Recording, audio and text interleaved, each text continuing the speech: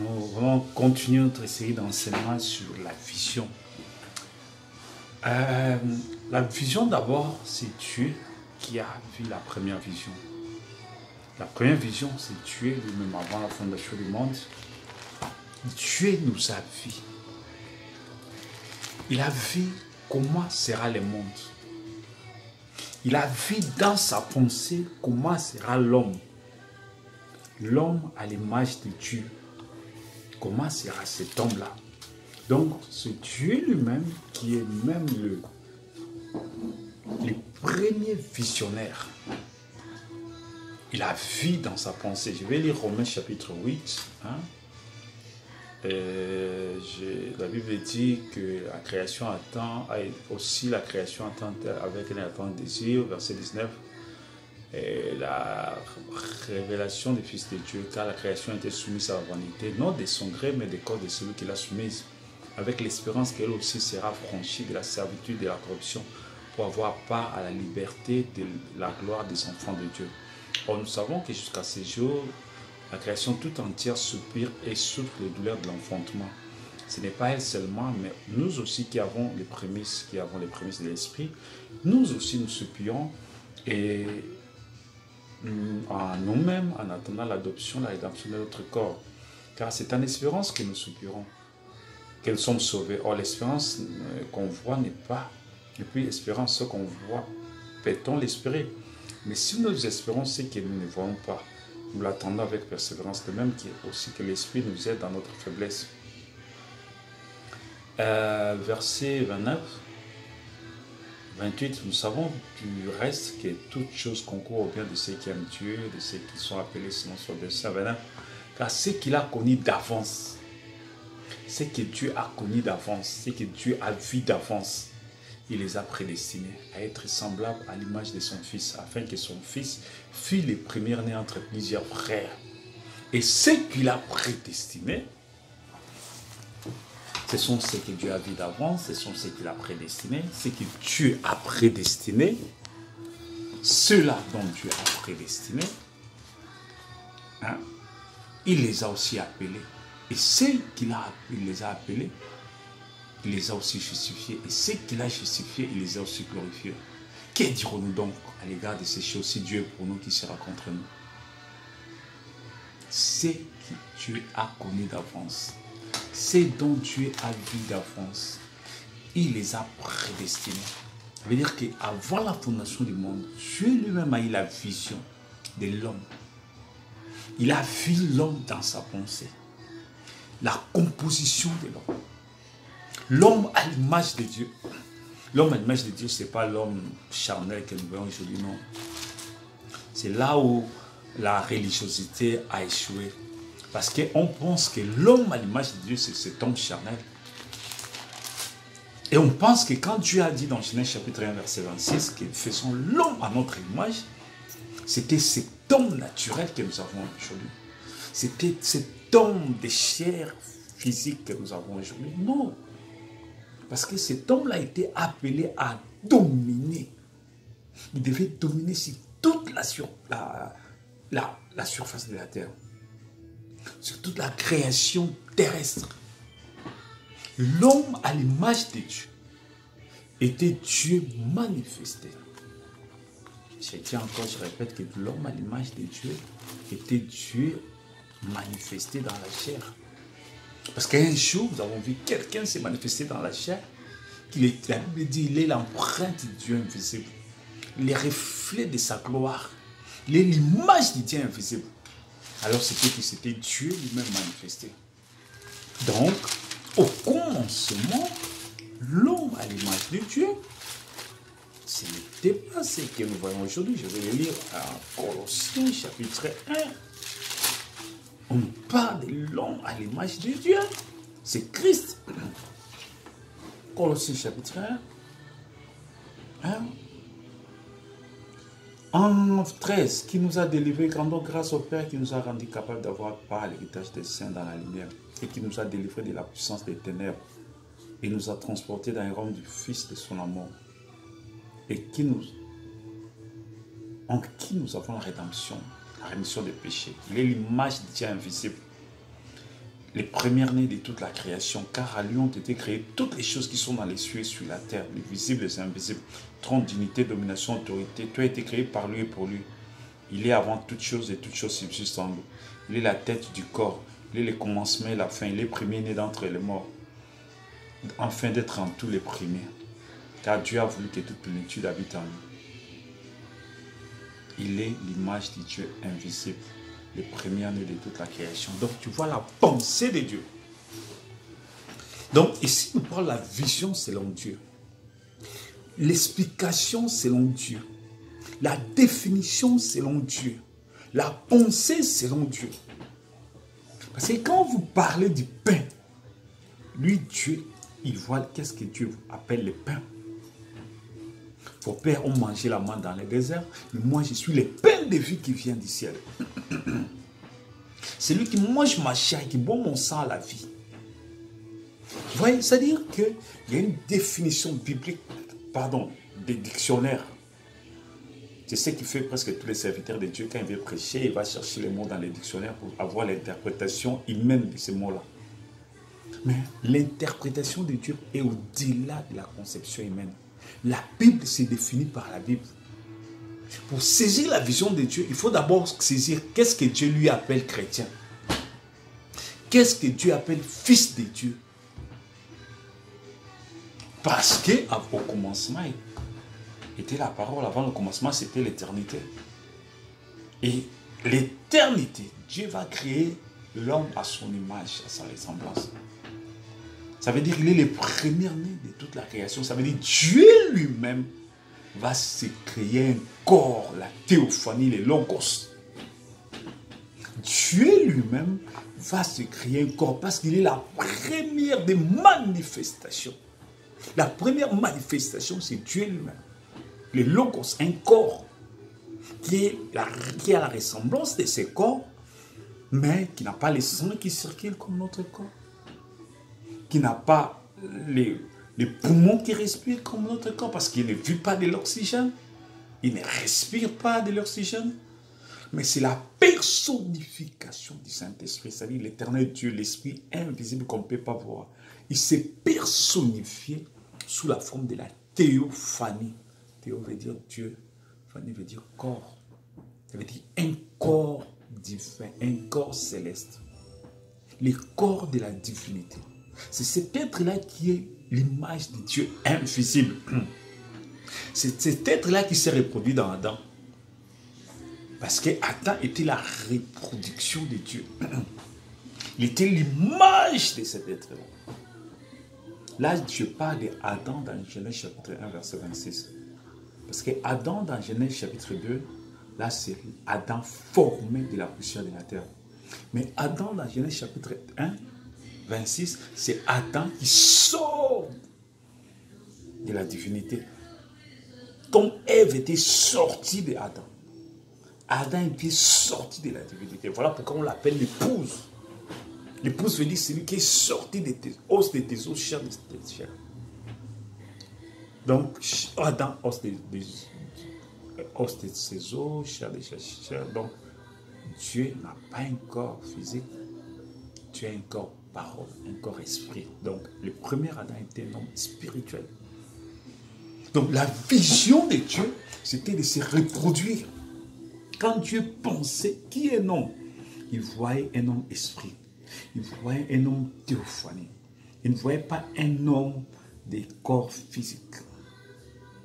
Nous avons été placés dans les temps, selon la Bible, pour être testés. Mais avant d'être placés dans ces corps physiques, Adam, Dieu voyait. C'est ça la vision de Dieu. Dieu lui-même a une vision. Il a vu. Même toute la création, c'était la vision de Dieu. Il a vu quelque chose. La vision, c'est ce que tu vois. Et maintenant, tu te projettes à le faire, à l'accomplir. Donc, la vision, il y a une mauvaise définition de la vision. Parce que l'instrument de travail, le champ de travail, pour un pasteur, c'est l'homme. C'est dans cet homme-là qui est en Égypte qu'il faut l'amener à Cana. Et le tout doit se faire dans ce corps.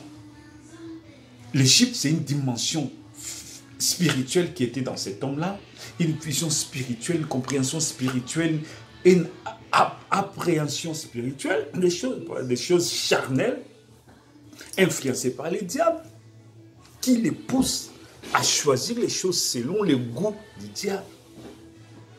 Maintenant, qu'ils puissent quitter ce domaine pour entrer dans un autre domaine, qu'ils puissent quitter cette dimension charnelle qui est sous l'influence du diable et de l'enfer, à rentrer dans une autre dimension spirituelle qui est sous l'influence du Saint-Esprit, la parole.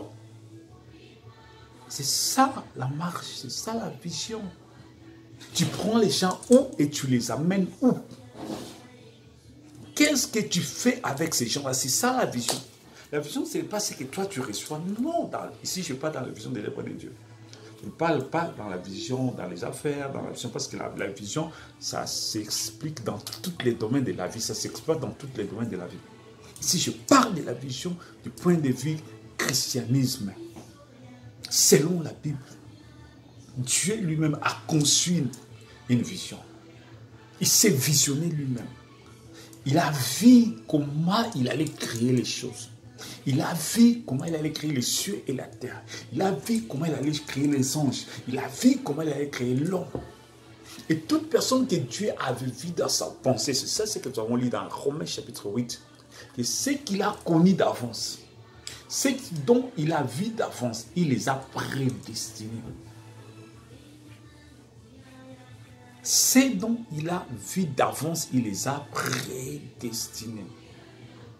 C'est comme Jésus dit, un semeur est allé semer.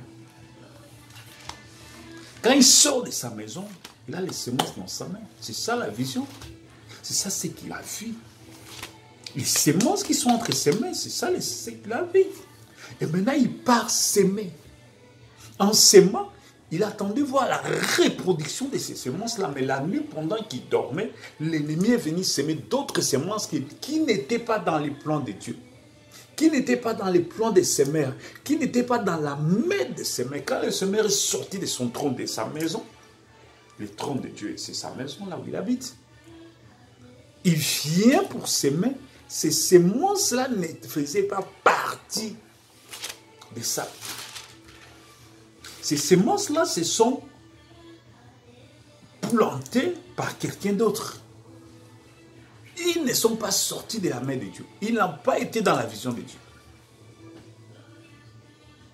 Et comment les serviteurs demandent au Seigneur, mais tu avais semé 7, 8 semences. Mais comment ça fait-il qu'il y a des milliers de milliers? Il dit non, c'est l'ennemi qui a semé ça. Je l'ai vu quand il faisait ça la nuit. Il dit, Seigneur, permets qu'on puisse aller déraciner.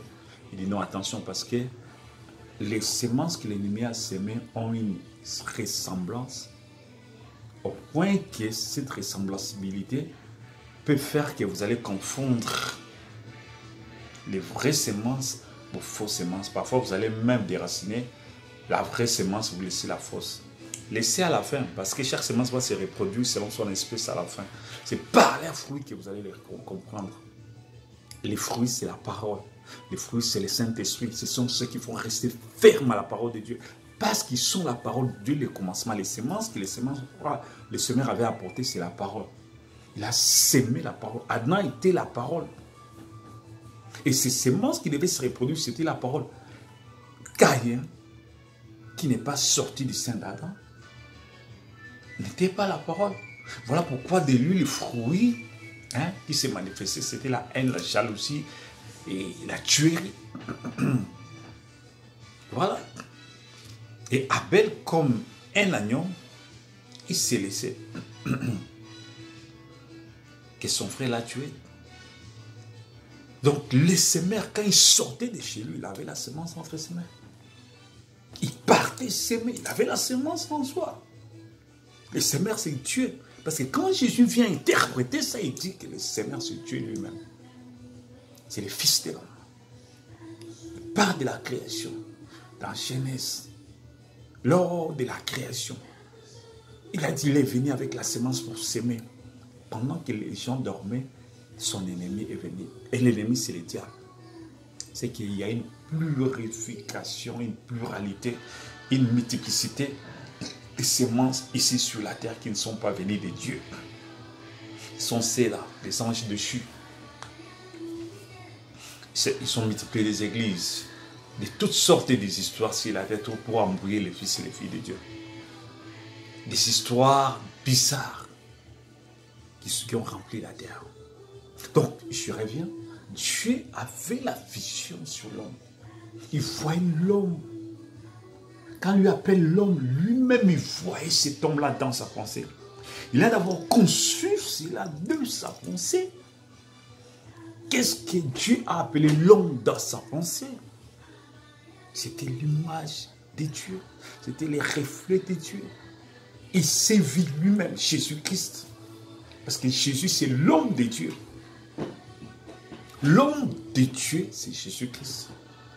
Quand Dieu a vu l'homme, il a vu Jésus-Christ. C'est-à-dire la forme physique de Dieu. La forme humaine de Dieu, c'est Jésus-Christ. Et en Christ, Dieu nous a vus. Alléluia. Et en Christ, Dieu nous a vus. Nous étions comme des semences, paroles, fils, dans les seins du Père, en Jésus-Christ. C'est ça qui fait la différence. Il est la semence moule. Il est la semence originale. Il est la semence père. Il est la semence mère. Il est la semence fondamentale. Il est la semence du commencement. Là-dedans, toutes les semences, fils et filles de Dieu, étaient là-dedans. Alors quand Dieu a regardé, il a vu Christ, Jésus-Christ, la personne de Dieu, le corps humain de Dieu. Il les voit, les logos, la théophanie, dans sa forme originale. Là, Dieu est dans l'éternité. Depuis l'éternité, il voit Christ. Depuis l'éternité, il voit l'homme à l'image de Dieu. Il voit l'homme à la ressemblance de Dieu. Je vais lire un verset. Donc, depuis l'éternité, il voit l'homme à l'image de Dieu. Il voit l'homme à la ressemblance de Dieu. C'est de cet homme-là que nous parlons, qui est la vision même de Dieu. Il est la vision même de Dieu. Donc là, je suis en train de chercher les versets qui nous parlent que Dieu nous a connus d'avance. Il a prédestiné les bonnes œuvres afin que nous puissions les pratiquer. Nous avoir connus d'avance dans sa pensée. Il nous a connus, il nous a vus. Quelque part dans l'Ancien Testament, il y a un verset qui vient continuellement dans mon esprit. On dit que l'Éternel a fait un songe, un rêve. Dans son sommeil, il voit un songe. C'est quelque part dans l'Ancien Testament. Il se réveille comme un vaillant héros. Et là, on parle de l'éternité. Dans l'éternité, Dieu nous a vus. Et la pensée de Dieu n'est pas comme la pensée de l'homme. C'est ça la grande différence. La pensée de Dieu n'est pas comme la pensée de l'homme. La pensée de l'homme, pardon, la pensée de l'homme est abstraite. Ça veut dire que la pensée de l'homme n'est pas réelle. Mais la pensée de Dieu est réelle. La pensée de l'homme est comme une fiction. Est une imagination. Mais la pensée de Dieu, ce qui est dans l'homme, l'imagination, c'est ce qui est en Dieu, la création. Le domaine de l'imagination, qui est le domaine de la créativité dans la pensée de l'homme, c'est le domaine de la créativité dans l'éternité, dans la pensée de Dieu. Et quand Dieu voit, ça veut dire que cela apparaît dans sa pensée. Mais nous avons apparu dans sa pensée depuis l'éternité. Parce que ses pensées sont éternelles. Dieu n'a pas de nouvelles pensées. L'homme, aujourd'hui, je pense autre chose. Demain matin, peut-être de nouvelles pensées vont venir. Et je verrai que ce que je pensais aujourd'hui, ce n'était pas ça, je mets ça de côté. Il arrive parfois que nous planifions certaines choses, à la fin nous corrigeons, les autres choses nous corrigeons, après 6 mois nous corrigeons encore ça. Ah non, avant je pensais comme ça, maintenant quelqu'un qui veut se marier parfois, au début peut-être il avait affaire à des femmes belles, très belles, qui ont des tailles comme ça, cylindriques et tout ça. Après un temps, après avoir observé beaucoup de choses sur la terre, vu pas mal de choses, des déceptions des gens et tout ça, les critères, les caractéristiques des gens et tout ça, ce qui a donné comme résultat. Et l'homme commence à rectifier ses tirs, à rectifier son imagination. Les critères qu'il avait, la critabilité qu'il avait avant, les critérabilités qu'il avait avant, commencent à disparaître. Il commence à retirer certains critères. Il trouve que non, ces critères-là n'étaient pas bons. Mais il avait ça au début. Mais après un temps, il regarde que non, ça c'est mauvais. Un tel critère, ça mène à la divorce, ça mène à la déception. Ça ne sont pas des personnes, des bonnes personnes. Donc avant, il s'est s'arrêté juste à la face extérieure, à la belleté de la femme, à la beauté humaine, à la beauté féminine. Maintenant, il commence à aller profondément. Il a dit, ok, malgré ça, mais il faut la beauté du cœur. Il faut la beauté du cœur. Les beautés, parce que les choses invisibles à l'œil sont les choses fortes et puissantes. Les beautés intérieures, est-ce qu'elle a cette beauté-là se reflète aussi dans son intérieur? Ou bien c'est juste une extériorité de beauté? Parce que tout ce qui est extérieur partira, mais ce qui est intérieur resteront. Mais Dieu n'a pas de nouvelles pensées. Dieu n'a pas de nouvelles conceptions. Sinon, il n'est pas Dieu. Sinon, il n'est pas Dieu. Il y a parfois, je vois des gens qui prêchent il y a des églises, la conception qu'ils ont de Dieu, parce que toute personne qui réunit la prédestination, c'est que là, Dieu, pour lui, Dieu n'est pas Dieu. Parce qu'il ramène Dieu à son niveau. Comme lui a des nouvelles pensées, il ne sait pas ce qui va se faire demain, c'est comme ça que Dieu aussi est. Il ne sait pas qui sera sauvé, c'est par accident. Bon, les gens seront sauvés. Non, il n'est pas Dieu. Même aujourd'hui, dans ce monde, les politiciens font ça. Hein? Ils planifient une guerre, ils vont créer une circonstance ici, ils vont créer une autre là-bas. Avec ça, les gens vont réagir et demain, on va dire que non, cet homme-là est mauvais. Mais non, tout a été planifié. Et selon, comme la planification était vraiment correcte, et ça donnait les mêmes résultats. Et demain, c'est toute la terre qui commence à dire, cet homme doit partir. C'est comme on a fait avec Kadhafi. Oui, Kadhafi était mauvais, mais pas trop mauvais avec ce que nous voyons aujourd'hui. Ce que nous voyons aujourd'hui à la Libye, je ne pense pas qu'il y a un Libyen, si on lui demandait la dictature de Kadhafi et ce qu'il voit aujourd'hui, pourquoi tout a été un coup monté? Et si les hommes arrivent à planifier comme ça, pour détruire une nation, pour pousser les gens à haïr, à détester l'air, ils se servent de ces faiblesses. Ils vont créer quelque chose, ils vont planifier sur quelque chose, ils vont fomenter quelque chose. Et puis, les conséquences de ça, alors, ils vont jouer sur les sentiments des gens, ils vont jouer sur la vision des gens, la conception des gens, pour dire que non, il est mauvais. Et ça donne ça. Et Dieu, qui est le créateur des cieux et de la terre, il n'est pas capable de voir la fin dès le commencement. Non, s'il est comme ça, il n'est pas Dieu. S'il a des nouvelles pensées, c'est-à-dire, ok, parce que toi, tu as fait ça comme ça, je t'accepte. Non, il n'est pas Dieu. Là, c'est un homme. Dieu voit, il connaît la fin dès le commencement. Il a vu qu'il va entrer, qu'il ne verra pas. Il connaît tout. Tout ce qui s'est fait sur la terre jusqu'à sa fin. Voilà pourquoi dans la Bible, c'est un livre prophétique. La Bible a annoncé Jésus va venir, il est venu. La Bible a annoncé il y aura 7 messagers qui vont venir, ils sont venus. La Bible a annoncé au temps de la fin, nous allons voir la déception et tout ça, les divorces et tout ça. Nous les voyons. Et s'il a annoncé ces choses et nous les voyons aujourd'hui, que du temps de la fin, la charité du plus grand nombre de personnes se refroidira, nous les voyons. En tant que grand visionnaire, il n'a pas vu qui entrera, qui n'entrera pas. Et c'est faux. Donc, tous ceux qui rejettent la prédestination, ils sont hors du plan de Dieu. Parce que là, ils sont en train de humaniser Dieu. Ils sont en train de rabaisser Dieu à un niveau humain.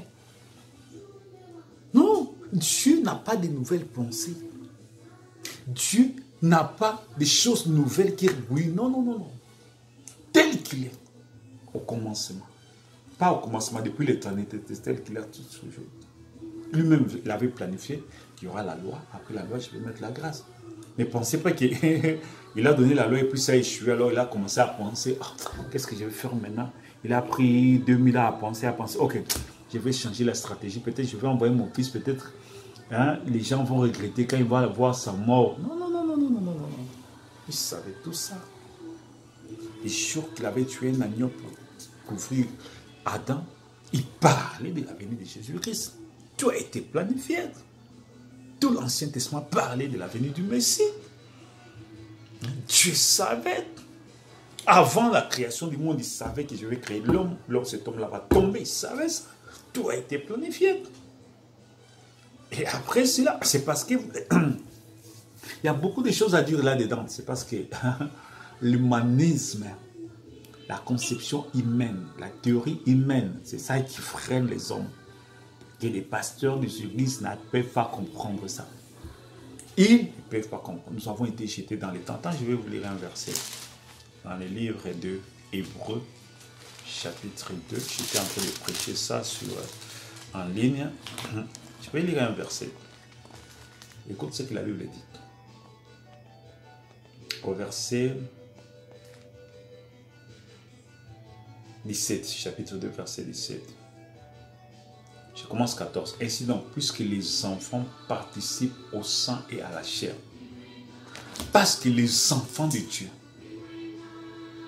ont participé au sang et à la chair, ça veut dire qu'ils ont pris ces corps. Ils sont enfants de Dieu avant de prendre ces corps. Ce n'est pas moi qui l'ai dit, c'est la Bible qui l'a dit. Puisque les enfants participent au sang et à la chair, il a également participé lui-même afin que par la mort, il anéantisse celui qui a la puissance de la mort, c'est-à-dire le diable, qu'il délivrera tous ceux qui par crainte de la mort étaient toute leur vie retenus dans la servitude. Car assurément, ce n'est pas des anges qu'il vient en aide, mais c'est la postérité d'Abraham. En conséquence, il a dû être rendu semblable en toutes choses à ses frères, afin qu'il fît un souverain sacrificateur miséricordieux fidèle. C'est juste un mot. Parce que les enfants participent à la chair. Donc nous étions quelque part. Et nous avons participé à la chair. L'union de l'homme et de la femme a formé un corps. Et nous sommes venus entrer dans ce corps-là. Donc c'était dans son plan. Parce que les enfants devaient participer à la chair. Nous devrions venir ici pour être testés. La chair, c'est le lieu du test. Nous sommes venus pour être testés. Pour être testés sur la terre. C'est juste les tests. Avant de rentrer dans les royaumes du Père. Puisque les enfants, nous étions là dans l'éternité, sont venus dans les temps. Les temps, c'est toute la circonstance que nous avons ici sur la terre. Parce que dans les temps, il a fallu qu'il y ait la chute. La chute était inconditionnelle. Il fallait qu'il y ait la chute. Il a fallu que nous puissions nous dépouiller de notre gloire. Il a fallu que notre gloire puisse rentrer au ciel. Que nous puissions venir ici, entrer dans des corps de chair. C'est ça la Bible qui dit. Oh pasteur, où est-ce que tu as trouvé Satan? Je vais te le lire. En effet, ce n'est pas des anges que Dieu a soumis le monde à venir, dont nous parlons. Quelqu'un a rendu quelque part ces témoignages. Qu'est-ce que c'est l'homme pour que tu te souviennes de lui? Ou le fils de l'homme pour que tu prennes soin de lui? Tu l'as abaissé pour un peu de temps. Tu l'as abaissé pour un peu de temps au-dessus des anges. Tu l'as couronné de gloire et d'honneur. Tu as mis toutes choses sous ses pieds. En effet, en lui soumettant toutes choses, Dieu n'a rien laissé qui ne lui soit soumis. Cependant, nous ne voyons pas encore quelque chose de soumis. Mais celui qui a été abaissé pour un peu de temps au-dessus des anges. Jésus, nous le voyons couronné de gloire. Là, tu vas dire, mais là, on parle de Jésus. Non, on parle de Jésus. Oui, on parle de Jésus. Le corps de Jésus, c'est qui? C'est l'Église. L'Église est formée de qui? Des enfants, des fils et des filles de Dieu. Donc, tout ce qu'on parle de Jésus, ça me parle. Ça concerne nous. Il a pris un corps semblable à nous, c'est-à-dire il a pris un corps qui est la constitution de la race humaine divine. Il a pris un corps qui est la constitution, qui est formé des fils et des filles de Dieu, qui sont les sémences fils de la sémence royale de Dieu. Un corps qui est une maison constituée dont les briques, ce sont les fils et les filles de Dieu. Toute la race divine, race royale. Donc, toutes les promesses faites sur ces corps-là, ça nous concerne. Voilà. Parce que cette gloire dont on parle, c'est notre gloire. Jésus est Dieu. Jésus est Dieu. Il est assis sur ton centre. La Bible dit, Jésus-Christ était au trône, il était aussi sur la terre. Quand vous lisez Jean chapitre 3, versets 15, 16, 17, le Fils de l'homme qui est actuellement au ciel, mais il était sur la terre. Personne n'est allé au ciel, si ce n'est celui qui est descendu du ciel, le Fils de l'homme qui est actuellement au ciel. Il était au ciel, mais il était sur la terre. Sa partie qui était sur la terre, son corps qui était spirituel, représentait l'Église. Nous étions tous dans ces corps-là. C'est la Bible qui le dit, Romains chapitre 6. Nous étions baptisés avec lui dans ces corps-là. Nous sommes ressuscités, nous sommes morts avec lui, nous sommes ressuscités avec lui. Nous sommes devenus une seule plante avec lui. Nous étions là-dedans. Donc toutes les promesses faites dans ces corps-là, ça nous regarde. C'est-à-dire que lui, le Père, quand il est descendu, il a pris nous, qui étaient dépouillés. On dit que Jésus a été dépouillé. Mais qui? Ce sont les fils. Parce que Jésus est Dieu. Ce sont les fils de Dieu qui ont été dépouillés de leur gloire. Ce sont les fils de Dieu qui ont été dépouillés de leur gloire pour venir dans la chair. Tu vois? Donc Dieu savait toutes choses. Je m'arrête là, je ne vais pas aller profondément sur ça. Dieu savait toutes choses. Il est Dieu, il connaissait la fin dès le commencement. Il savait qu'Adam allait tomber. Il savait qu'Adam allait tomber. S'il pouvait arrêter ça, il pouvait arrêter, mais c'était pour que nous puissions nous dépouiller de notre gloire pour venir dans la terre, sur la terre. Donc, c'est écrit noir et blanc dans la Bible. Donc, Dieu a fait la vision, il a vu toutes les choses. Dès le commencement, il avait vu toutes les choses. Il n'y a rien qui est venu les surprendre. Il n'y a aucune situation, circonstance, problème qui surprend Dieu. Ça n'existait pas. Que Dieu ne savait pas. Même parfois, tu peux lire ça dans la Bible et Dieu dit, mais je n'imaginais même pas que tu allais faire ça. Pardon. Ça ne veut pas dire seulement, littéralement comme ça, non. Ça veut dire que seulement que tu as fait quelque chose que tu n'étais pas censé faire, c'est tout. C'est un langage de Dieu.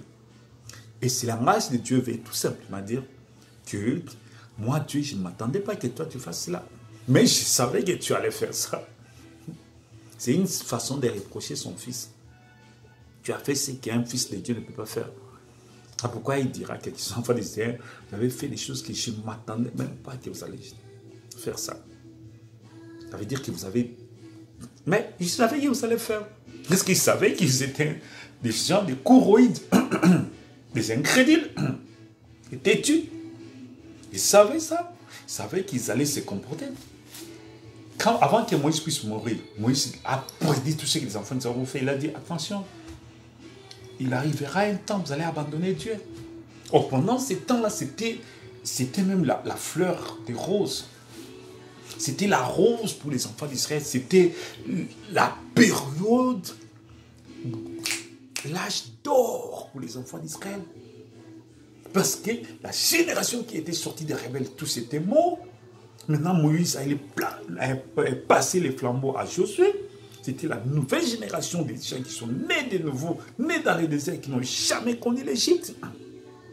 Qui étaient vierges de pensée, vierges de cœur, qui n'ont connu que la voix de Dieu dans les déserts, la loi de Dieu, les bénédictions de Dieu, la grâce de Dieu, la puissance de Dieu, les miracles.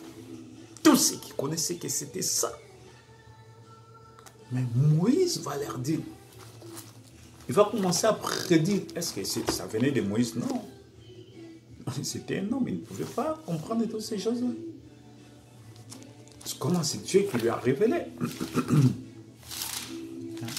Dans Deutéronome 29, il leur dit, il arrivera un temps, vous allez abandonner Dieu. Et sachez-le, pendant cette période-là, Dieu aussi va vous susciter, parce que vous allez susciter la jalousie de Dieu. Attends, non, c'est pas 29.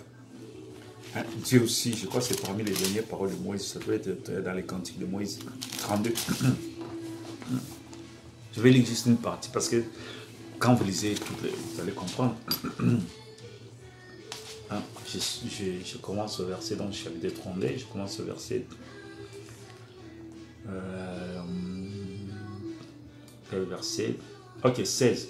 Ils ont excité sa jalousie aux dieux étrangers. Ils l'ont irrité par des abominations. Ils ont sacrifié à des idoles qui ne sont pas des dieux, à des dieux qui ne connaissent point, nouveaux venus depuis peu, et que vos pères n'ont pas craint. Tu as abandonné les rochers qui t'a fait naître. Tu as oublié les dieux qui t'a engendré. L'Éternel l'a vu, il a été irrité. Indigné contre ses fils et ses filles, il a dit, je les cacherai ma face. Je verrai quelle sera leur fin, car c'est une race perverse, ce sont des enfants infidèles. Ils ont excité ma jalousie par ceux qui ne point Dieu. Ils m'ont irrité par leurs vaines idoles, et moi j'exciterai leur jalousie par ceux qui n'aiment point un peuple. Je les irriterai par une nation insensée. Là ici, il parle du futur, de l'avenir, de l'épouse qui viendra parmi les nations. Il parle de ce qui arrivera dans le futur. Comment Israël va se rebeller, comment Israël va... Parce qu'il commence, il dit, viens, je vais vous dire ce qui va arriver dans la suite du temps. Il va voir la même chose que Balaam aussi avait parlé de ça. Tu vois. Donc, Dieu voyait que dans telle période, il voit même, je vois un astre au-dessus d'Israël, de la tribu de Juda, qui va descendre. C'est le Shiloh, c'est le Messie. Il voit dans les temps. Il prédestine ce qui va arriver dans les temps. Parce qu'il est Dieu, il connaît la fin et le commencement. Il sait ce qui va arriver demain. Il sait ce qui va arriver. Comment sera ta fin, la fin de chacun de nous. Dieu connaît la fin de ma fin. Dieu connaît. Donc, comment je peux... Chez Dieu, il n'y a pas un hasard. Non, non, non, non. Dieu est parfait dès le commencement. Il est Dieu. Il est parfait. Il a la perfection de toutes choses. Il n'y a rien qui échappe dans ses pensées. Il n'y a pas une mousse, il n'y a pas une fourmi, il n'y a pas un virus qui se déplace sans que Dieu sache où est-ce qu'il va ces virus-là. Même s'ils sont 100 milliards, Dieu connaît à chacun comment c'est. C'est la pensée de l'homme qui est limitée, qui ne peut pas voir 100 milliards de choses et que les contrôler. Mais pas Dieu. Pas Dieu. Même 1000 millions, des 1000 milliards, des milliards, des milliards, des milliards. Dieu peut contrôler tout ça. Contrôler tout ça sans problème. Tu vois, parce qu'il est Dieu, il avait vu avant la fondation du monde qui sont ses fils. Il les a prédestinés en Jésus-Christ. Donc c'est lui le grand visionnaire. Il nous a taillés en Christ. En Christ, Dieu nous a élus avant la fondation du monde. En Christ, Dieu nous a sauvés avant la fondation du monde. En Christ, nous sommes plus que vainqueurs. Si nous avons cette vision, notre foi sera ferme. Nous allons marcher de gloire en gloire, de victoire en victoire. Parce que nous savons en Jésus-Christ, notre victoire est certaine. Dieu a vu, je suis vainqueur. Donc je marche des victoires victorieuses. Je marche avec une détermination parce que je sais que Dieu m'a prédestiné pour la victoire. Dieu m'a prédestiné pour que je sois fort plus que jamais. Mais c'est ça la fermeté d'un chrétien. Mais pour quelqu'un qui n'est pas de Dieu, il va prendre le côté négatif. Il va juste commencer à voir ce que moi, Dieu m'a prédestiné pour l'enfer. Oh. Mais pourquoi tu ne vois pas, tu n'es pas comme Enoch? S'il y a une seule personne, c'est moi pour aller au ciel. S'il faut marcher à pied entrer au ciel, c'est moi. Si Dieu a dit dans cette génération, il y a une personne, cette personne-là, c'est moi. Mais c'est ça la foi ferme d'un chrétien, d'un enfant de Dieu, d'un fils de Dieu, qui était dans la pensée de Dieu, qui a été en Christ. Parce que je suis mort, ressuscité, j'étais mort, ressuscité avec Jésus. Parce que Christ m'a délivré par sa mort, je suis délivré, je suis libéré. Donc, quoi qu'il en soit, quoi qu'il arrive, la victoire de Jésus, c'est ma victoire. J'étais prédestiné en Christ. J'étais en Jésus-Christ. Quand il est mort, je suis mort avec lui. Quand il est devenu péché, en fait, moi, je deviens justice pour Dieu. Par ces mérites ici, je suis guéri. Aucune maladie ne peut résister devant moi. Pourquoi? Parce que Christ a moi l'espérance de la croix. En Christ, je suis plus que vainqueur. Dieu a vu la victoire. Parce que quand Dieu a vu la victoire, personne ne peut contester ça. Personne ne peut mettre ça par terre. Tout ce que Dieu a prédestiné pour toi, ça arrivera. Et ça va arriver. Rien ne peut protester. Rien ne peut stopper. Personne ne peut stopper les plans de Dieu. Personne ne peut faire échouer les plans de Dieu. Ça n'existait pas. Le diable même contribué à la réussite des plans de Dieu. Il contribue. Quand il combat, parce que Dieu savait que les combats là venaient pour que ça puisse vraiment prendre la direction pour atteindre l'objectif. Quand le diable combattit Joseph, il demande à ses frères, parce que Dieu, si je dois interpréter le livre de Joseph, Dieu avait un plan, il montre à Joseph, il lui montre une séquence de la vision. Donc, il lui montre une séquence de sa vie. C'est ça la vision. Joseph voit la vision de sa vie. Mais il voit une séquence. Mais il reste beaucoup de parties mystérieuses dans cette vision-là. C'était la vision de la vie de Joseph. Joseph voit ses frères, ses parents, sa mère, ses parents, ses frères, se prosternent devant lui. Il les voit sous forme des étoiles, il les voit sous forme des gerbes. Son père, qui était et avait le Saint-Esprit, interprète la vision. Et maintenant, quand les temps étaient là, parce que Dieu voulait, il y a des parties mystérieuses. Les parties mystérieuses, c'était quoi? Cela devait s'accomplir en Afrique, en Égypte. C'était Pharaon qui devait jouer les rôles clés dans cela. Alors, Dieu dit, je veux que Joseph puisse aller en Égypte. Un esprit apparaît devant Dieu. Il dit, Seigneur, moi je peux faire ça. Il dit, comment tu vas faire? Il a dit, je serai un esprit de haine dans le cœur de ses frères. Et je vais les vendre. Ils vont les vendre chez des marchands. Et ces marchands-là vont les vendre en Égypte. Dieu dit, va, tu vas réussir. Cet esprit de haine est entré dans le cœur des frères de Joseph.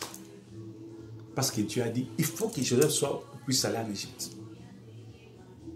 Alors, cet esprit-là est entré pour accomplir le plan de Dieu. On les prend, on les menace, on les menotte, on fait tout. On prend les habits, on déchire, on envoie les témoignages chez son père. Mais tout ça, c'était prophétique.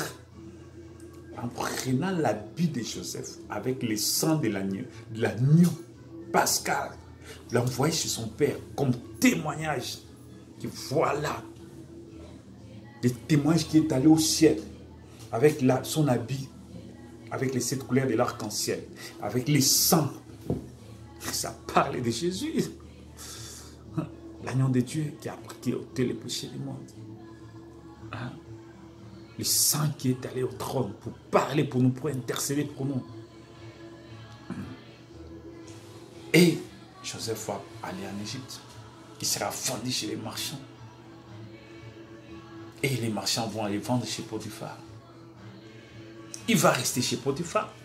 Mais comme Dieu voulait que Joseph soit formé dans la maison de Potiphar, qu'il soit aussi formé dans la prison. Parce que l'unique occasion qui devait permettre à Joseph d'accéder au trône, c'était la prison. Donc quand les moments étaient là, après peut-être 2 ans dans la maison de Potiphar, ou 5 ans dans la maison de Potiphar, Dieu dit, je veux maintenant que Joseph puisse aller en prison parce que c'est là la porte, c'est-à-dire les chemins les plus proches pour lui. Il y a un esprit qui apparaît, il a dit, Seigneur, moi, je vais accomplir ça. Il a dit, comment tu... Il a dit, non, je serai un esprit de séduction dans le cœur de cette femme-là. Et Joseph, comme c'est un enfant de Dieu, c'est un élu de Dieu, il y a un ange de l'Éternel qui les protège, il va résister à ça. Alors je vais entrer dans son mari, susciter la colère, afin qu'il puisse croire les mensonges de sa femme. Et comme ça, il va mettre Joseph en prison. Dieu dit, vas-y, tu vas réussir. Et c'est comme ça que les choses sont passées. Et cet esprit est entré dans le cœur de la femme pour séduire Joseph. Joseph a dit, pas question. Et c'est là qu'il est entré dans l'homme là. Il est entré dans l'homme quand sa femme est venue lui a raconté des mensonges. L'homme a accepté, il a jeté Joseph en prison. Tout cela, c'était quoi? Selon les hommes, oh Joseph, imagine-toi que tu étais Joseph. Vraiment, c'est la malédiction. Cet homme est maudit. Il vient ici comme esclave prisonnier. Esclave. Maintenant, il est prisonnier, mais d'abord, il n'a pas de juge, personne ne va le défendre. Il n'a pas la citoyenneté, personne ne parlera de lui. Et la personne qu'il a, c'est le numéro 1, le chef des gardes. Et du compte, le chef de la sécurité présidentielle. Le chef de la sécurité royale, pharaonique. Personne ne peut lui faire sortir. Parce que c'est ce type-là qui contrôle ces prisons-là. C'est lui qui décide. On n'a même pas mis dans la prison de tout le monde. On va la placer dans la prison fédérale où on met les prisonniers du roi. C'est pas possible. Tu vois? C'est-à-dire, s'il faut humaniser les circonstances, oh Joseph, vous les motive vraiment, c'est pas possible. Comment un homme, des choses comme ça peut arriver? Être haï par ses frères, ça c'est la malédiction familiale, malédiction parentale, c'est l'origine. Voilà pourquoi ces malédictions le poursuivent. Il arrive chez Pharaon, les malédictions le poursuivent. Il arrive à maintenir-les à prison. Mais au ciel, Dieu voyait que c'est la route de la gloire. C'est ça la simplicité de Dieu que l'humain n'arrive pas à comprendre. Surtout les gens qui prophètent l'évangile de la prospérité ne peuvent pas comprendre. Que Dieu nous fait passer par des échecs, par des souffrances, par des ratés, par toutes sortes d'échecs, des haines des gens, pour nous amener à la gloire. Et quand tu traverses ça, il faut être joyeux, bénissez le Seigneur, glorifiez le Seigneur. Louez Dieu, parce que c'est la vision de Dieu qui se concrétise. C'est ce que Dieu avait pensé. Dieu voulait qu'il quitte sa famille et puisse aller en prison. Et de la prison, il va aller au trône. Et parce que maintenant, arrivé en prison, 2 ans plus tard, c'est comme ça que, des années plus tard, c'est comme ça que les 2 serviteurs du roi, les panetiers et les panetiers, ça veut dire celui, les boulangers du roi, les pâtissiers du roi, et la personne qui servait les rois le vin, la coupe de vin, les chanciers, c'est les serveurs du roi. Les servants du roi, c'est les serveurs du roi. C'est lui qui apporte chaque fois que le roi veut boire le vin. C'est lui qui amène. Ils ont commis une faute. Et pendant l'investigation, on devait les garder en prison. Ou ils ont dérobé quelque chose. Et Dieu va leur donner des songes pour leur révéler leur sort. Et Dieu va placer l'interprétation chez Joseph. Joseph a interprété les songes. Après l'interprétation de Joseph, la chose s'est accomplie telle que Joseph l'avait vu. La chose s'est accomplie telle que Joseph l'avait prédit. C'est Dieu qui confirme sa parole. C'est Dieu qui confirme la parole de son envoyé. Parce qu'il voulait élever Joseph. C'était le temps où Dieu était entré en action. Ils préparent, ils vont oublier tout. Avec Dieu, le temps va passer parce qu'il fallait que Joseph reste encore 2 ans en prison. Et là, il apprenait beaucoup de choses. Dieu était en train de, parce qu'il était le chef de prisonnier, Dieu lui a taillé, lui formé, médité sur beaucoup de choses. C'est là même qu'il a commencé à méditer comment il va gouverner l'Égypte. Mais sous une forme pyramidale. C'est là qu'il commence à réfléchir. Oh, j'ai vu qu'un jour, j'avais vu que j'ai dirigé. Les pensées commençaient à diriger. Si je dirige peut-être, si aujourd'hui il y a la faim sur la terre, comment je peux faire pour résoudre ces problèmes? C'est là qu'il a commencé à réfléchir toutes ces choses-là. Comment, jusqu'à ce que quand ses pensées étaient mûres, parce que Dieu lui communiquait ses pensées par la voix de cette tonnerre. Dieu lui communiquait ses pensées par la voix de cette tonnerre. Ne pense pas qu'il était là, ses pensées étaient ailleurs, sans savoir ce qu'il arrivait. Non, non, avec Dieu, ça ne se fait pas comme ça. Avec Dieu, l'ange de l'Éternel qui lui donnait l'interprétation des songes était là pour lui interpréter aussi lui préparer, il lui injecter ces pensées-là. Il lui injectait ces pensées-là jusqu'à ce que, quand la chose était là, que Dieu vous bénisse richement. Amen.